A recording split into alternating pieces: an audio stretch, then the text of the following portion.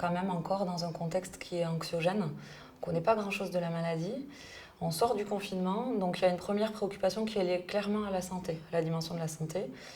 On a l'inquiétude de ne pas être responsable de la maladie de ses élèves et la santé des enseignants, donc pour soi-même. La dimension éthique et sociale parce qu'en fait, du fait du protocole sanitaire, il y a un immobilisme des corps.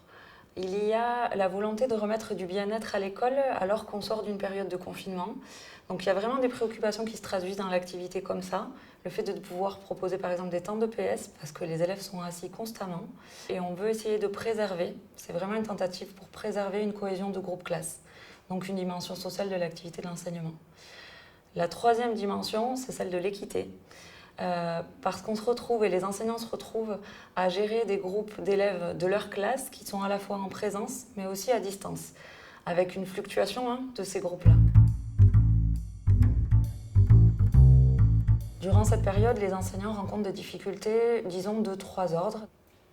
Contrariantes parce qu'en fait, à ce moment-là, le protocole sanitaire est complexe, il est dense, et ne serait-ce que les activités liées à l'hygiène, il y a des activités contrariées. Le PS est vidé de son sens parce qu'en fait, il répond à un besoin. On peut pas, du fait de la distanciation sociale, on ne peut pas se toucher, on ne peut pas manipuler des objets communs, donc ça répond uniquement à l'idée de bouger pour lutter contre l'immobilité des corps. Et enfin, des activités qui sont empêchées, c'est notamment tout ce qui relève dans l'école primaire de la pédagogie mobilisant les travaux de groupe. Du fait de la distanciation sociale, concrètement, c'est très compliqué de mettre les élèves en travaux de groupe.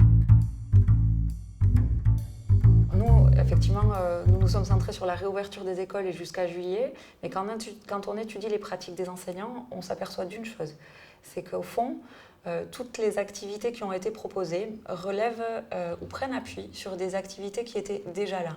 Alors souvent on pose la question de l'innovation, et notamment de l'innovation à travers l'usage du numérique, mais ce dont on se rend compte, notamment en faisant un parallèle entre le confinement et le moment du déconfinement, c'est que ce sont des activités et des rituels ou des formes d'activités qui existaient, mais par contre, les outils mobilisés se sont surajoutés. Le numérique, par exemple, a permis de faire perdurer ces activités-là.